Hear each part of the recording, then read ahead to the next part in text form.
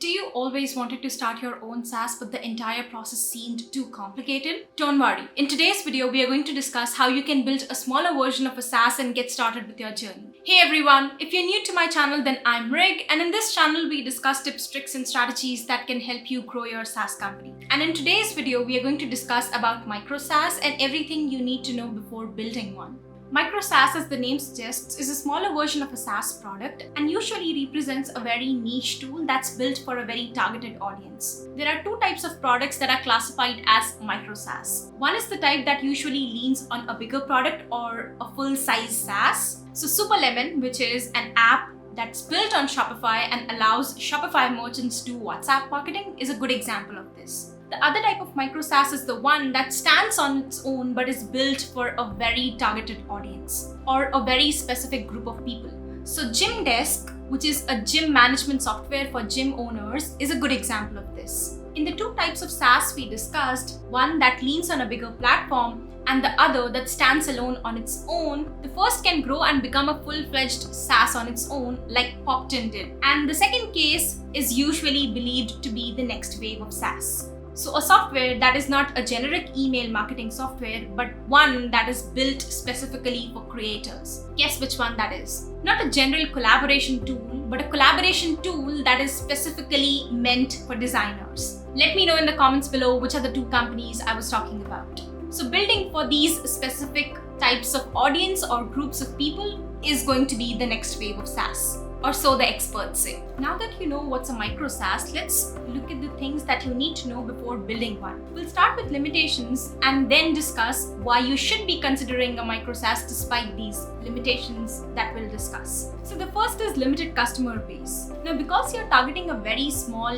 and niche audience, you might not be able to reach 1 million or 1 billion people. So if you're just starting out and you wanted to be the next unicorn, then probably this idea is not for you. Just saying. Now you can see this as a problem or an opportunity because the more niche you go, the better you'll be able to understand the pain points of your target audience or your customers, and the better you'll be able to serve them. You can always expand to other markets also if the problem you're solving fits the needs of that market. And a closely related point to this is limited pricing potential. So if you're dependent on some other platform to grow your SaaS, then you might have to pay that platform a small amount of fees with every sale that you make. This can be zero up till a particular revenue point, or this can be zero if the platform is relatively new and wants to attract more developers. It's also fair to say that when you're leaning on some other platform, it's less likely that customers on that platform will be willing to pay you more than what they pay the original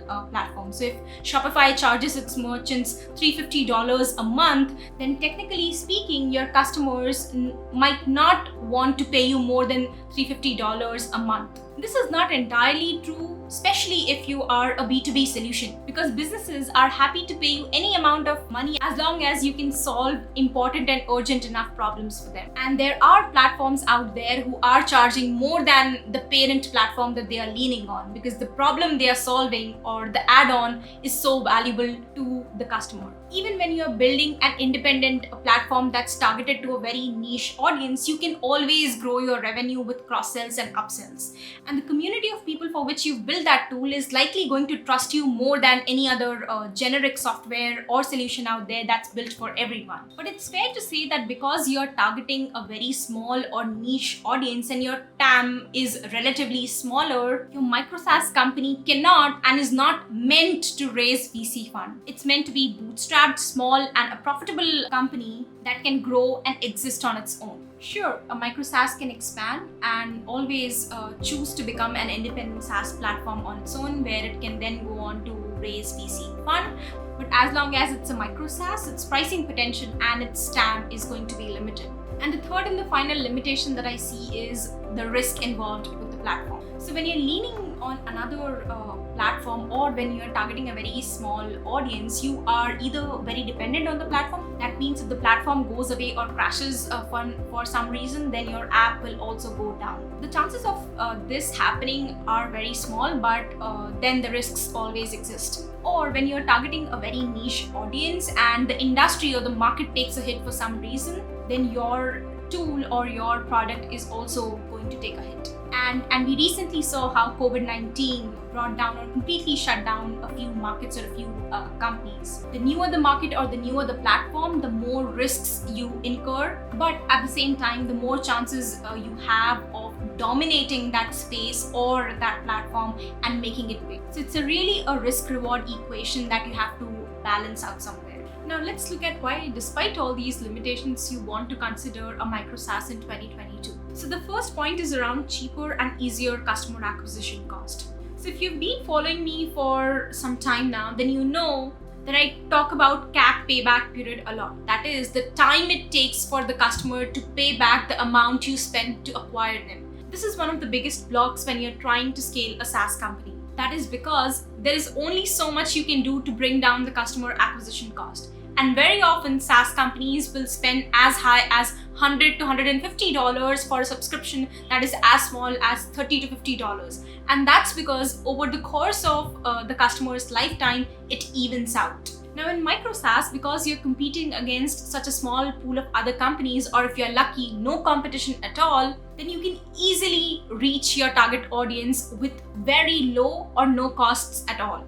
If your product leans on a platform like Shopify or Airtable, then all you need to do to rank for organic search terms is make a few tweaks and optimize for the platform. Compare this to organically trying to rank on Google by competing against every other company that sells a solution like that of yours. Even if you pay these platforms a small amount of money to rank your app, then that is going to be 1/5 of the cost that you might pay the Google or the Facebook ads to get your product shown in front of the right audience. Similarly, if you're trying to launch a workflow management tool for manufacturing companies, then it'll be much easier for you to target your audience versus if you try to create a general workflow management tool for everyone out there, because really there are so many good ones already in the market.